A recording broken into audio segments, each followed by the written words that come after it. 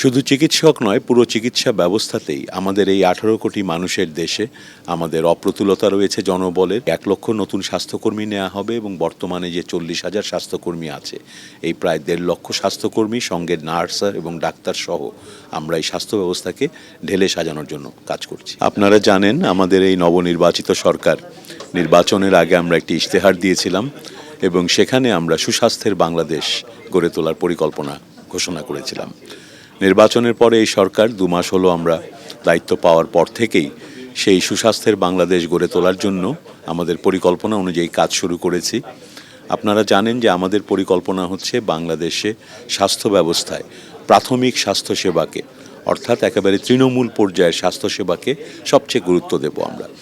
এবং আজকে আমরা যে রোগটি নিয়ে কথা বলছি, অ্যাজমা বা হাঁপানি রোগ, এই রোগটি শিশু, কিশোর, বয়স্ক, বৃদ্ধ, বৃদ্ধা, তরুণ, তরুণী যে কোনো বয়সের মানুষের হতে পারে। এবং আমরা দেখছি নগরায়নের ফলে, পরিবেশ দূষণের ফলে এবং নানাবিধ নাগরিক যে সমস্যাগুলো, সেই পরিবেশে বেড়ে ওঠার কারণে ধীরে ধীরে শিশুদের মধ্যে এবং তরুণদের মধ্যেও হাঁপানি রোগের প্রাদুর্ভাব বাড়ছে।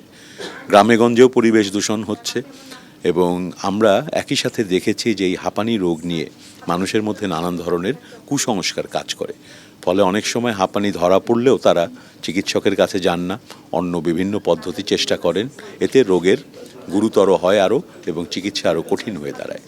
আমরা চাই আগামীতে একেবারে তৃণমূল পর্যায়ে শহরে এবং গ্রামে স্বাস্থ্যকর্মীদেরকে প্রশিক্ষণ দিয়ে তাদের মাধ্যমে জনগণকে সচেতন করে তোলা এবং তারা যেন হাঁপানিকে দ্রুত শনাক্ত করতে পারে এবং দ্রুতই যেন তারা চিকিৎসকের পরামর্শ দেয়। পাশাপাশি আমরা চাই যে হাঁপানির চিকিৎসার জন্য যা যা প্রয়োজন সেগুলো তৃণমূল পর্যায়ে, একেবারে উপজেলা পর্যায়ে আমরা নিয়ে যেতে চাই, যেন মানুষ তার এই হাঁপানি রোগের চিকিৎসার জন্য আর দেরি না করে এবং শহরে বা দূর দূরান্তে যেতে না হয়, তার নিজের এলাকাতেই এই হাঁপানি রোগের চিকিৎসা করে সে যেন ভালো থাকতে পারে। সেক্ষেত্রে চিকিৎসকের সংখ্যা বাড়ানোর বিষয়টা কি? শুধু চিকিৎসক নয়, পুরো চিকিৎসা ব্যবস্থাতেই আমাদের এই 18 কোটি মানুষের দেশে আমাদের অপ্রতুলতা রয়েছে জনবলের। চিকিৎসকের সংকট রয়েছে, সেটা সংখ্যা বাড়াতে হবে। নার্সদের সংকট রয়েছে এবং স্বাস্থ্যকর্মীদের সংকট রয়েছে। চিকিৎসকের সংখ্যা ক্রমান্বয়ে আমরা বাড়াচ্ছি, এটা চাইলেই একদিনে বাড়ানো সম্ভব নয়। আমাদের মেডিকেল কলেজ থেকে যে গ্র্যাজুয়েটরা বের হচ্ছেন তাদেরকে সরকারি পদ্ধতিতে আমরা নিয়োগ দিচ্ছি এবং সামনে আরও নিয়োগ দেওয়া হবে। নার্সদের নিয়োগের ব্যাপারেও কথা চলছে। সবচেয়ে গুরুত্ব আমরা যেটাকে আরও দেব, 1 লক্ষ প্রাথমিক পর্যায়ে কাজ করার স্বাস্থ্যকর্মী।